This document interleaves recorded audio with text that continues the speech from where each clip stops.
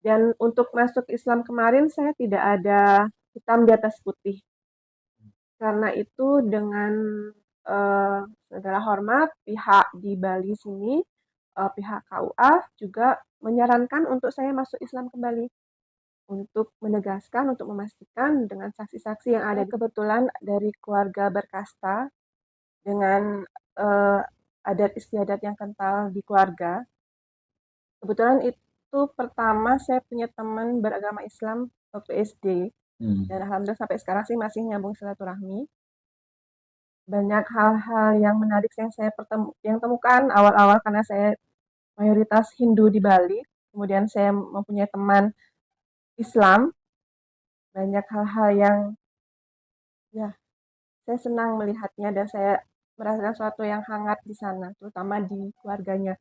Bukan di keluarga saya tidak hangat-hangat sama dimanapun saya menemukan hal-hal istimewa di sana.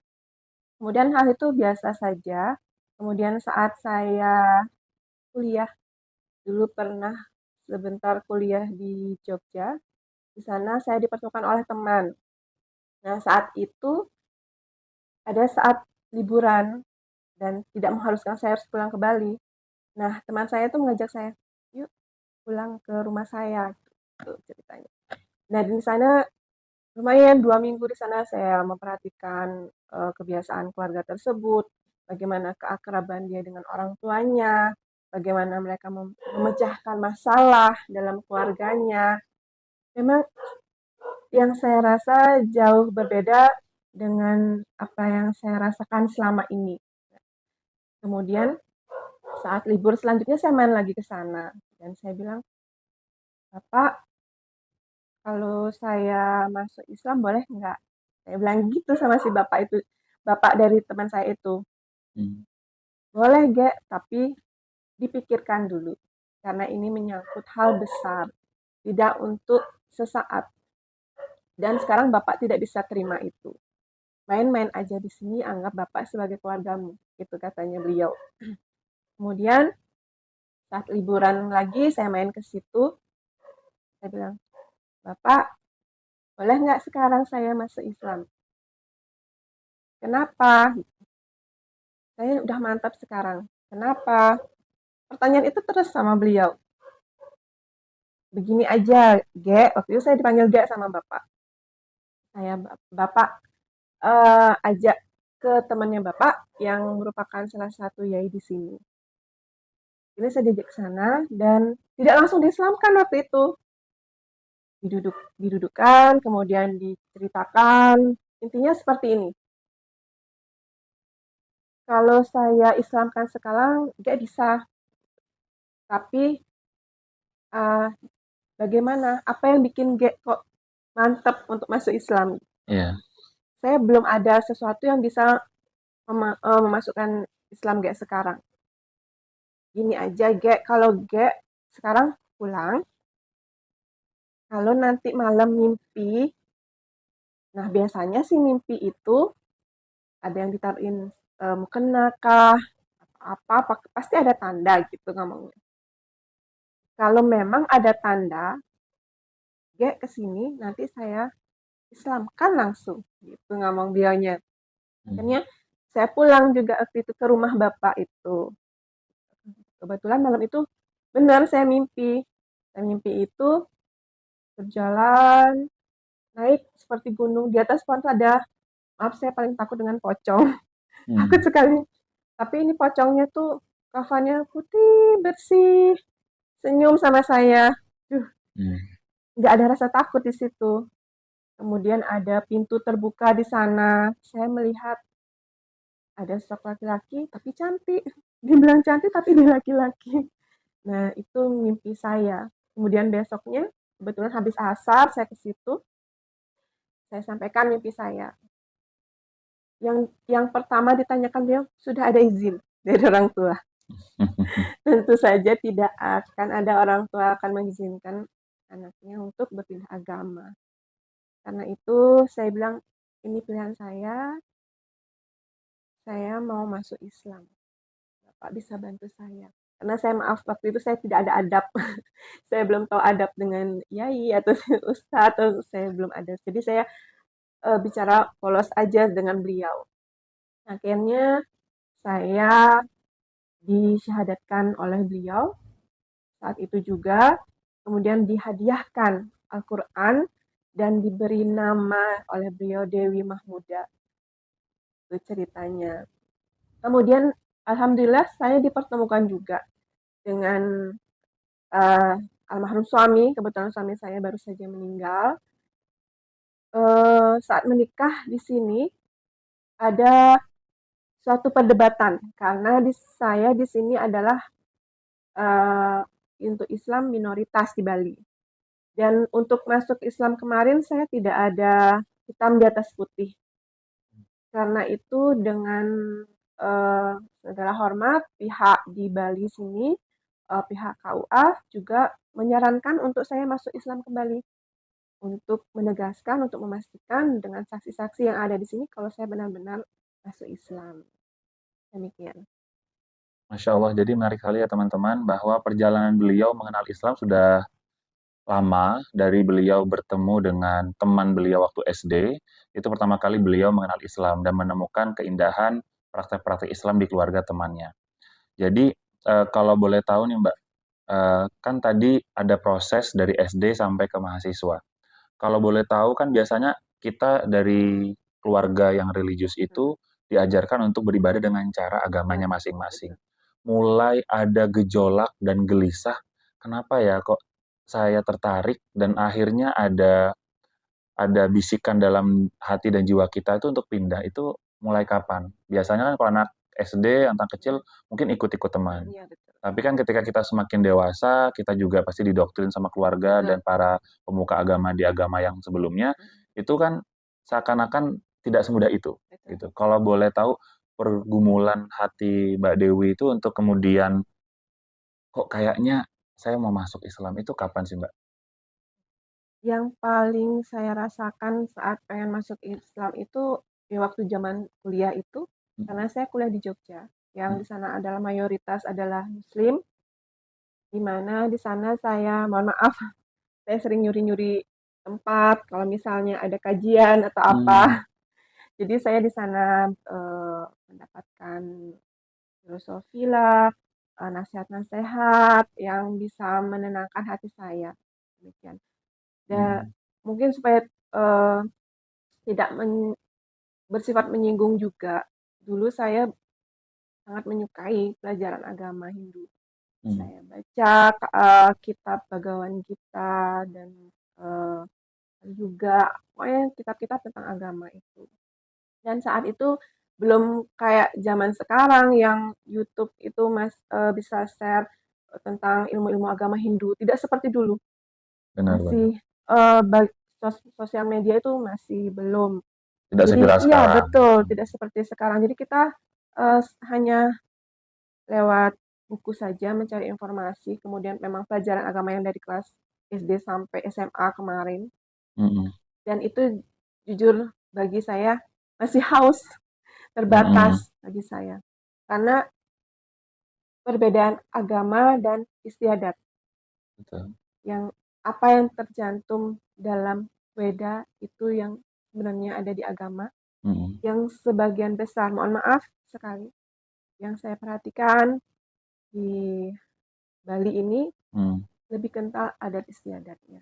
mm, mm, Adat mm. istiadatnya itu yang saya paham. Jadi jiwa saya masih ada rasa hausnya.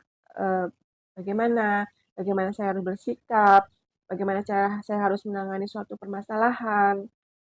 Oh, jadi dari kisah yang diceritakan oleh Mbak Dewi ini ternyata yang Mbak temukan sebenarnya semua agama itu baik ya Mbak ya. Betul. Cuman ternyata pada prakteknya ada yang lebih mengedepankan adat istiadat dibandingkan ajaran yang ada dalam agama tersebut. Karena emang eh, itu juga terjadi di Islam sebenarnya. Ada beberapa pemuka agama yang kemudian lebih mengedepankan kultur yang ada di masyarakat dibandingkan praktek agama itu sendiri.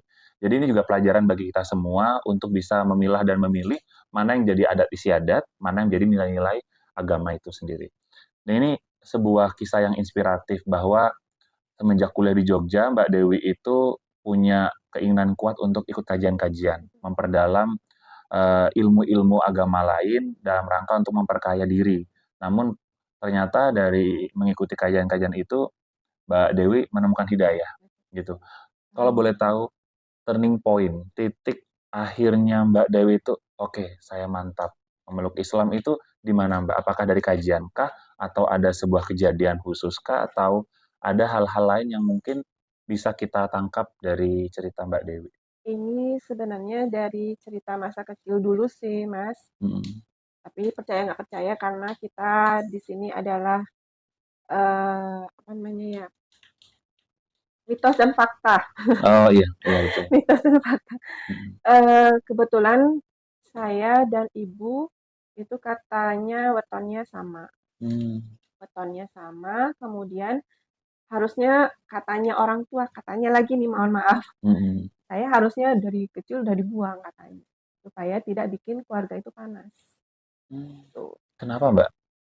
Karena wetonnya sama. Iya, waktu saya dudukin weton ibu katanya. Oh gitu. Itu bikin salah satu yang wetonnya panas dan banyak ritual yang sudah kami lakukan dari Di keluarga iya Mbak betul Dewi. dari melukat, maaf ini istilah Bali, Hmm. melukat, kemudian saya sampai pegat kelungah, kemudian upacara-upacara yang harus saya jalanin untuk menetralisir bala dari hal tersebut.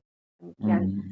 Awalnya orang tua tahu saya masuk Islam pasti marah, Ya. konflik keluarga pasti ada. Hmm.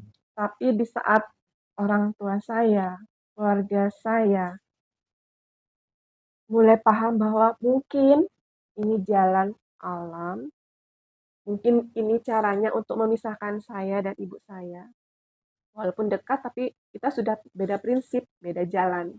Hmm. Jadi tidak harus mengalah kita. Jadi kita sama-sama sejalan, masih bisa hidup sama-sama, tapi dengan prinsip yang berbeda. Jadi kita sudah di luar jalur, tidak sama lagi. Nah, entah itu fakta atau mitos, tapi itu yang saya rasakan. Di saat itu, saat saya pindah agama, saya merasa keluarga saya rezekinya semakin baik, kemudian eh, hal-hal di keluarga saya lebih tenang, adem, itu yang saya rasakan.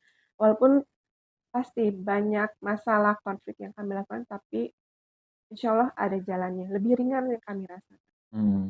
Nah ini menarik sekali. Jadi ada sebuah kepercayaan kalau wetonnya sama itu Iya, nanti bisa menyebabkan keluarga itu iya, panas. Nah, Mbak Dewi ketika mengetahui itu pasti ada rasa ini nggak? Apakah ada rasa sakit hati? Karena sebetulnya kan tadi Mbak Dewi menyampaikan yang disampaikan tadi bahwa harusnya saya dari dulu udah dibuang. iya.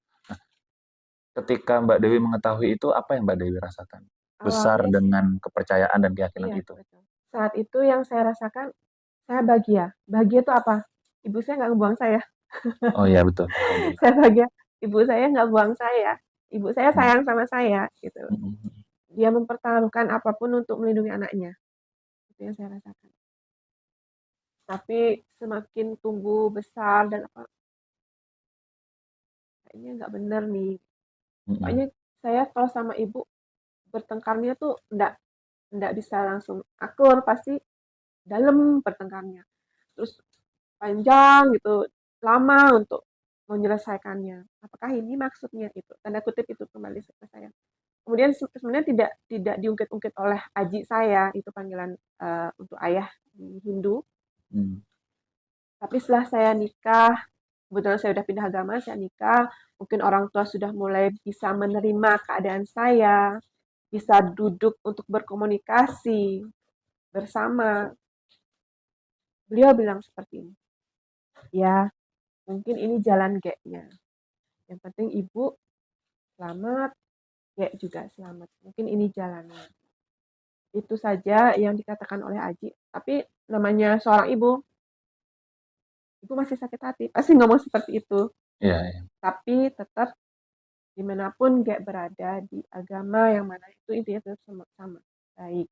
Ya, bagaimanapun memang keluarga tetap Iya, keluarga. betul. Ibu tidak pernah tergantikan karena pasti ibu orang tua manapun, terutama ibu, pingin anaknya sejalan Betul. dengan dia dan keluarganya. Namun ketika ketika kita udah dewasa, kita menemukan jalan Betul. masing-masing. Ini yang saya penasaran, kalau Mbak Dewi berkenan untuk bercerita, pasca Mbak Dewi itu udah mualaf, masuk Islam di Jogja, Iya, dengan keputusan sendiri tanpa iya, sepengetahuan keluarga, mhm. bagaimana ketika Mbak Dewi pulang dan menceritakan itu ke keluarga? Ataukah ketemu lagi beribadahkah? Atau Mbak Dewi cerita? Atau bagaimana Mbak? Proses itu, keluarga akhirnya tahu. Waktu itu saya liburan, waktu masih kuliah liburan, saya pulang ke rumah otomatis saya kan nggak mungkin sholat di rumah. Iya, betul. Tapi yang rutinitas agama tuh pasti ada. Mhm Tapi mhm. mohon maaf, sekali lagi, saat ibu saya suruh, "Gek, ayo sembahyang atau Mhm. membanten." Mhm. Aduh maaf Bu, Gek lagi halangan. Seperti Oh, itu. gitu. Jadi saya berdalihnya seperti itu aja. Makanya saat saat saya sudah nikah dengan suami, oh pantas ya Gek disuruh membanten, suruh sembahyang sama ibu. Gek bilang halangan lah, inilah gitu. Jadi lebih Oh. paham ibu di sana. Ya, ya itu bahasa waktu kami sudah mulai saling menerima. Tapi awal-awalnya hampir 5 tahun bergejolakan itu. Wow. Saya rasanya dibuang sama keluarga Mhm. besar. Mhm. Karena kan saya ini adalah cucu seorang mangku yang apa namanya buka agama upacara, Mhm. pemuput upacara. Itu merupakan suatu aib Iya. memalukan sampai eh, ada keluarga yang pindah agama itu benar-benar Iya. dosa besar bagi keluarga.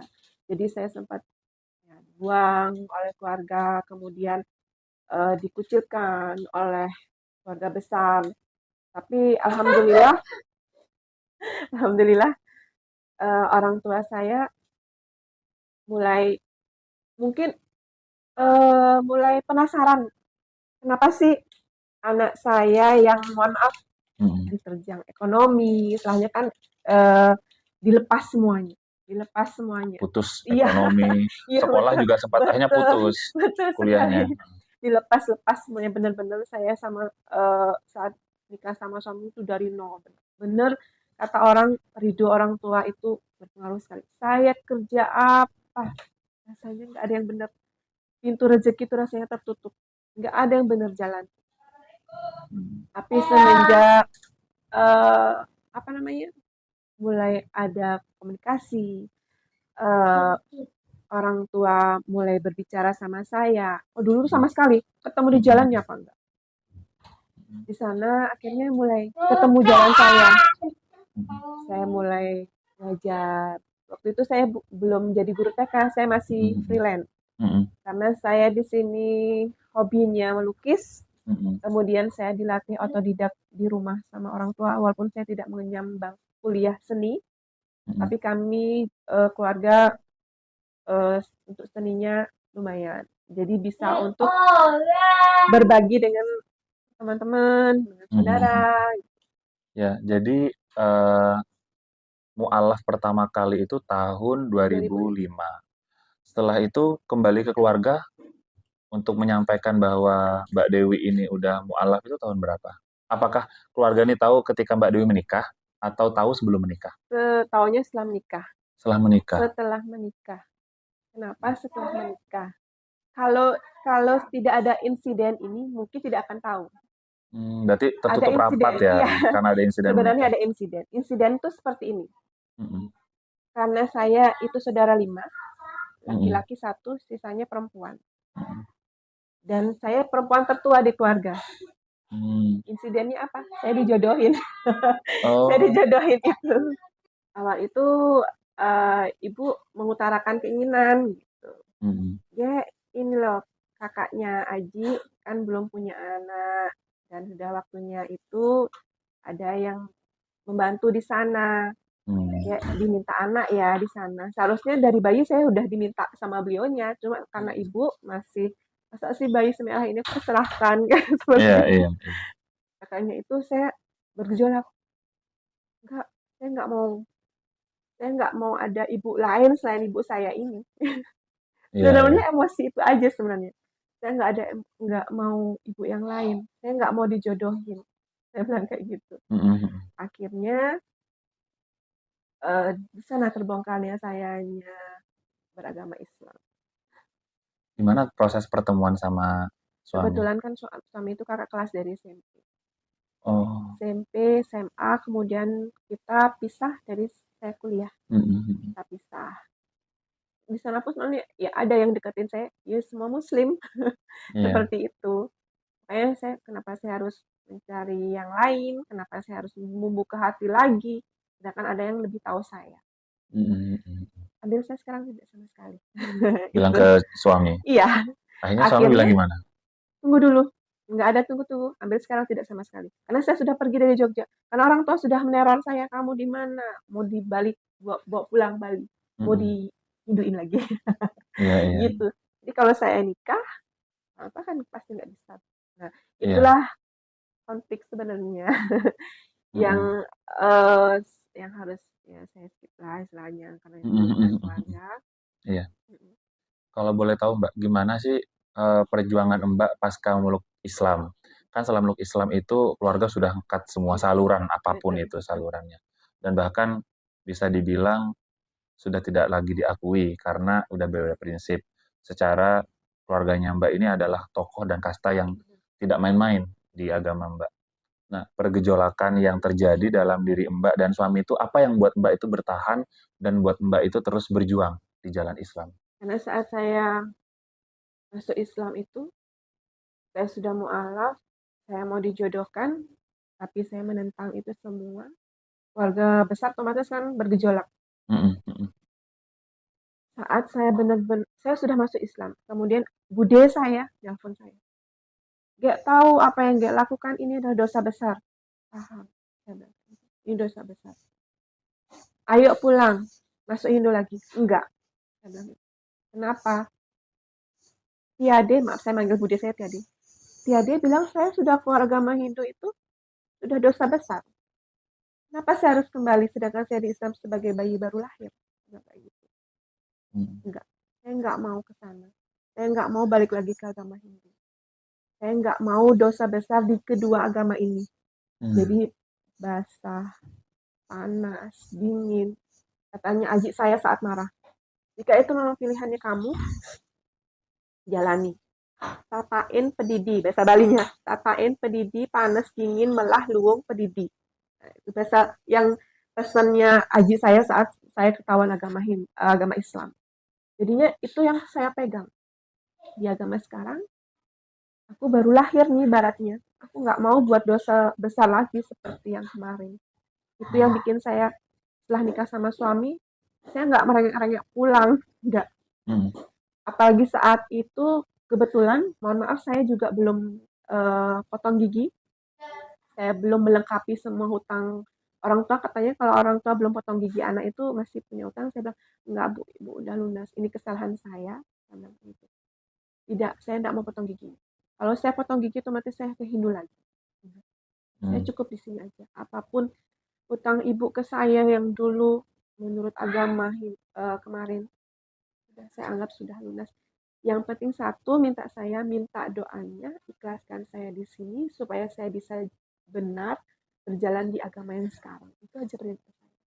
Jadi Masya Allah sekali ya ceritanya emang ini bukan hal yang mudah ya, kehilangan keluarga dan pada akhirnya yang tadi disampaikan oleh Mbak Dewi itu pergejolakan yang memang cukup berat Betul. dan tidak semua orang bisa melalui dengan baik. Tapi Mbak Dewi ini bisa sampai sejauh ini dengan tekad tidak mau melakukan dosa besar lagi di agama yang ini. Karena secara ajaran Islam bagi orang yang masuk Islam itu seperti bayi yang baru lahir. Betul. Jadi Mbak Dewi bersikukuh dengan apa yang telah jadi pilihan dan berusaha melakukan yang terbaik dengan ajaran yang baru. Kalau boleh tahu Mbak, tadi yang Mbak sampaikan terkait dengan ajinya, ajinya Mbak itu artinya apa ya Mbak? Sekarang kita tangan ini terima. Mau Mhm. panas, mau dingin, mau apapun harus terima. Karena resiko dari pilihan yang saya ambil. Mhm. Semarahnya namanya seorang aji ya. Pasti di balik kemarahannya pasti ada kata-kata yang memotivasi. Karena memang walaupun berbeda pilihan dan Iya, prinsip hidup, tapi orang tua tetap sebenarnya ada rasa ingin melindungi anaknya, betul. namun anaknya tetap memegang teguh terhadap prinsip yang telah dipilih. Nah, tadi kan Mbak juga pernah cerita bahwa ketika tidak ada ridho orang tua, ibu, apa-apa seret. Iya, sulit ya, benar, Mbak. benar. Gimana sih Mbak itu kemudian bisa bertahan, survive, Mm-mm. dan akhirnya bisa menjalani hidup seperti sekarang bersama Mm, suami dan 4 orang anak? Apakah kemudian mendapatkan restu orang benar. tua? Kalau memang dapat itu bagaimana ceritanya? Dan bagaimana kemudian sama-sama bisa berdamai? Ini kan kita Benar. perlu tahu bahwa ketika anak dewasa itu pada prinsipnya kita memang sudah melepas, Betul. membiarkan anak itu memilih jalannya masing-masing, walaupun orang tua Mm, tetap harus membimbing. mm, Namun ketika sudah berbeda prinsip seperti ini, ya bagaimana keluarga tetap utuh. mm. Ini kan perlu ada hikmah dan nilai yang bisa kita Iya, petik betul. dari ini, Mbak. Sampai sekarang ini benar-benar hikmah buat saya. Mhm. Dari apa yang saya alami ini pun bisa saya ceritakan ke adik-adik saya, kebetulan juga perempuan-perempuan. Mhm. Saya bilang, apapun, G mau ngapain pun, sampaikan ke ibu. Minta doa ibu. Walaupun mau G, maaf saya kan panggilan kakak, itu agama Mhm. Hindu. Walaupun mau G sekarang sudah berbeda keyakinan dengan G, dengan adik-adik saya itu. Dia tetap, mau G bilang, minta doa ibu. Ngapain? Minta doa ibu. Karena mau G membuktikan sendiri. Gimana dulu saat mau G tanpa ridho orang tua, tanpa doa ibu, apa yang mau kita lakukan, apa usaha yang mau kita lakukan, nggak pernah namanya berkah istilahnya. Mesari Mhm. kalau orang Bali bilang mesari. Akhirnya walaupun kebuka pintu sedikit, orang tua mau ngomong aja, walaupun masih marah, ada jalan, ada jalan untuk kita, untuk mencari rezeki yang barokah, walaupun sedikit, benar-benar kita bisa rasakan. Kemudian yang paling saya rasakan itu saat anak pertama dan kedua, saya melahirkan anak itu nggak minta doa ibu. Sakitnya luar biasa dan lama. Kemudian saya buktikan dengan kelahiran anak ketiga. Saya minta izin sama ibu. Ibu, G udah nyakit. G mau mau lahir kayaknya anak ini. G minta maaf sekali. Selama ini G sudah nyakitin perasaan ibu. Minta doanya G selamat. Alhamdulillah. Saya langsung duduk di tempat tidur di bed mau lahiran. Selang 1 jam anak saya sudah lahir. Ketimbang kemarin-kemarin, saya nyakit anak itu sehari semalam. Itu bukti nyata doa ibu, doa orang tua itu luar biasa. Ya, Masya Allah ya luar biasa sekali teman-teman bahwa hikmah yang bisa diambil itu seperti apapun prinsip yang kita pegang, perbedaan apapun yang memang kita jalani bersama keluarga, tetap orang tua itu tetap orang tua kita, apapun yang terjadi. Karena dalam Islam juga diajarin birrul walidain. Karena ridho Allah firdal walidain. Karena ridhonya Allah itu ada ridhonya orang tua. Jadi Mbak Dewi ini sudah membuktikan berbeda prinsip bukan menjadi alasan kita berpisah dan tidak lagi menjadi keluarga. Tapi perbedaan itu akan memperkaya kita untuk menguji kekuatan kita sebagai keluarga.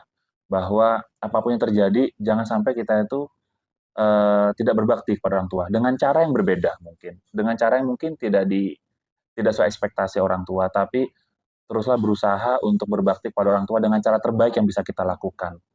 Jadi dari cerita Mbak Dewi tadi, saya sangat